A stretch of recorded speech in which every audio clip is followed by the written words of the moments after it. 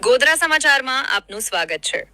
B division પોલીસને ચોક્કસ ખાનગી બાતમી મળી હતી કે લીલેશરા રોડ પર આવેલ તકવા મસ્જિદ અને બ્લુ બેલ સ્કૂલની વચ્ચે ડાબી બાજુની ખુલ્લી જગ્યામાં ગૌમાંસનો મોટો જથ્થો છુપાવવામાં આવ્યો છે।